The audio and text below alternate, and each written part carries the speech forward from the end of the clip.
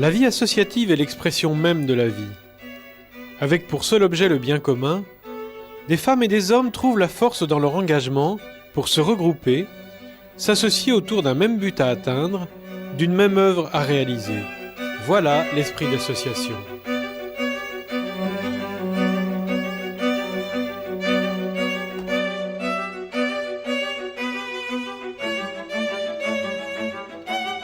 On les appelle les bénévoles, les militants. Chaque jour, ils donnent à la société tout entière une leçon grandeur nature.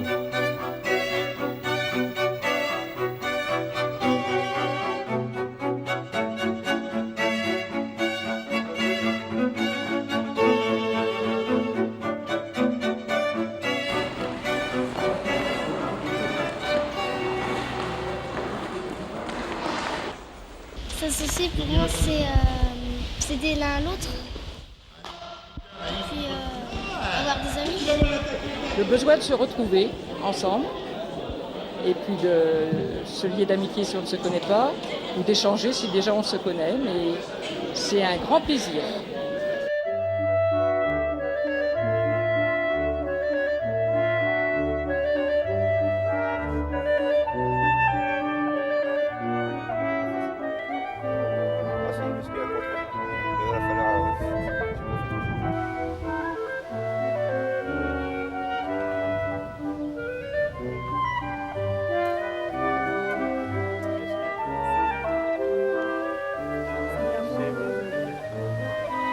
C'est pas mal quoi. En plus c'est un divertissement. C'est rare. Bien. Ouais, c'est vrai que c'est rare de voir ça. Surtout ici à Peron.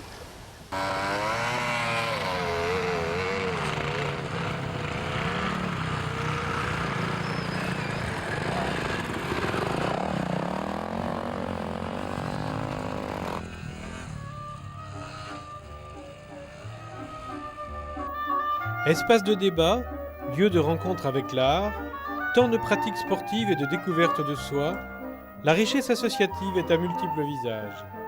Les citoyens s'y retrouvent, se rencontrent, les opinions s'échangent, la formation est collective et l'engagement partagé.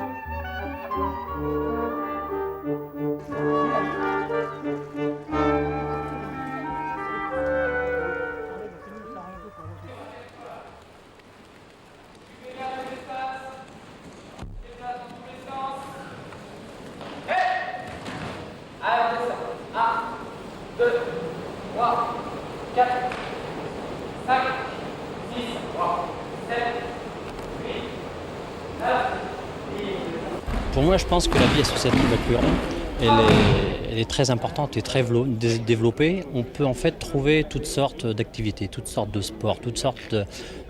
moi, en tant qu'à la fois athlète et puis responsable d'association, je trouve bizarre qu'en fait, un Cuironnais ou une Cuironnaise ne trouve pas en fait, sur notre commune une activité ou un sport qui peut lui convenir. On a tout à disposition, que ce soit en tant qu'équipement, en tant que gens d'encadrement et surtout beaucoup de gens réceptifs et qualifiés et compétents en ce qui concerne le sport et les associations.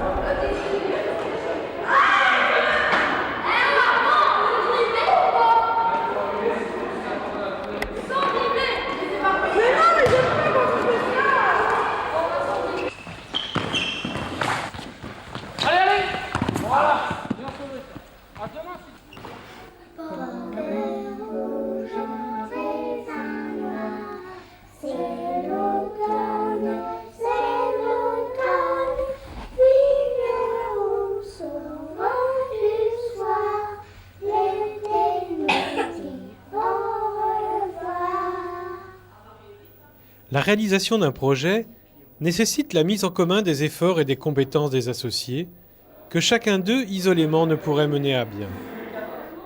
Ainsi, la démocratie se bâtit chaque jour, se consolide à chaque instant. La vie associative est bien le ciment de la cité. Elle est une combinaison de la morale et de l'action de milliers de citoyens, acteurs de la culture et de l'éducation. Vivre avec les autres, c'est essayer de donner un savoir qu'on a appris par d'autres et de le retransmettre à nos jeunes. C'est quelque chose de de très grande association. Quelquefois, on prend ce mot-là assez péjorativement, alors que c'est justement quelque chose d'assez profond quand on le pratique.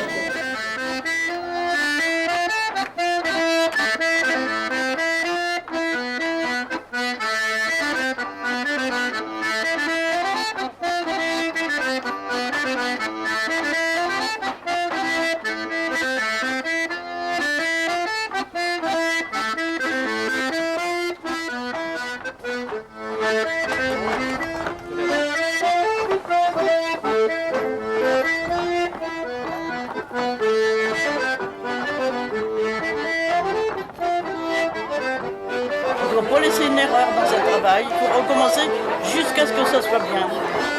Ça fait longtemps que vous faites du crochet? 7 ans. Et ça fait longtemps que vous faites partie de l'association? Oui, je vous dis presque 10 ans. Tu vas l'humidifier un peu parce qu'elle sèche là. Ça fait 2 ans. Là, voilà. 2 ans là. Je les ramène toutes les deux à 6 heures. Oui.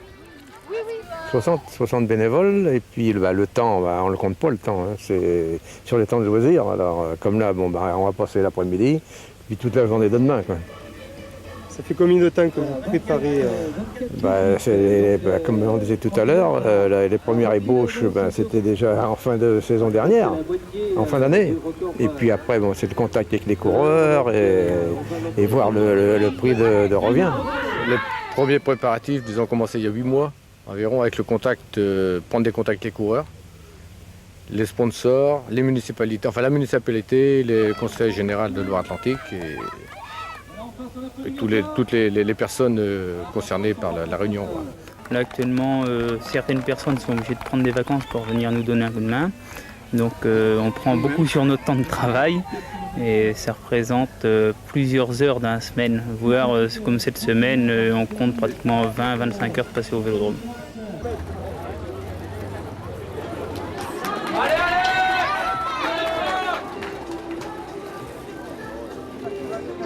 112e tour, le 28e kilomètre.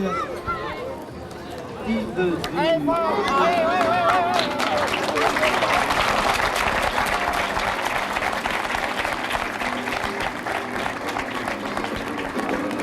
Alors, est-ce que vous êtes prêts à chanter avec nous un peu là?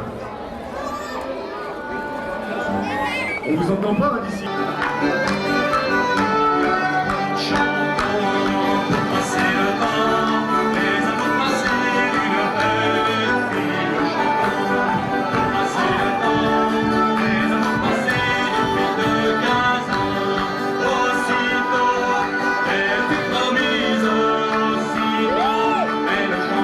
Le club de jeunes de la Chabossière fonctionne avec des 13-18. Ils ont encadré donc toute l'après-midi de 2h à 7h le stand de Baba Papa.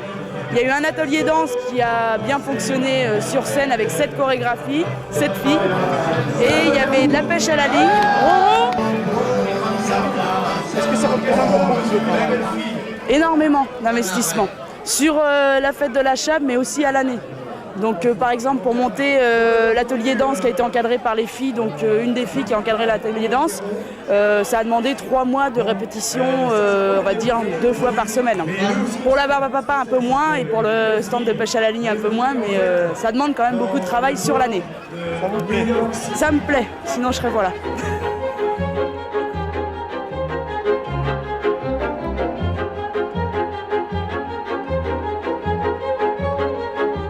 Nous connaissons la scène. Il y a des hommes rassemblés et quelqu'un qui leur fait un récit. Ces hommes rassemblés, on ne sait pas encore s'ils font une assemblée, s'ils font une horde ou une tribu. Mais nous les disons frères parce qu'ils sont rassemblés et parce qu'ils écoutent le même récit. Ils n'étaient pas rassemblés avant le récit, c'est la récitation qui les rassemble. Avant, ils étaient dispersés, se côtoyant, coopérant ou s'affrontant sans se reconnaître. Mais l'un d'eux s'est immobilisé et il a entamé le récit qui a rassemblé les autres. Il leur raconte une histoire, leur histoire, l'histoire de leur origine, d'où ils proviennent, eux, ou leurs femmes, ou leur nom, ou l'autorité parmi eux. C'est l'histoire du commencement du monde, du commencement de leur assemblée ou du commencement du récit lui-même. C'est une scène très ancienne, immémoriale, et elle n'a pas lieu une fois mais indéfiniment. Elle se répète avec la régularité de tous les rassemblements autour de feux allumés partout dans la nuit.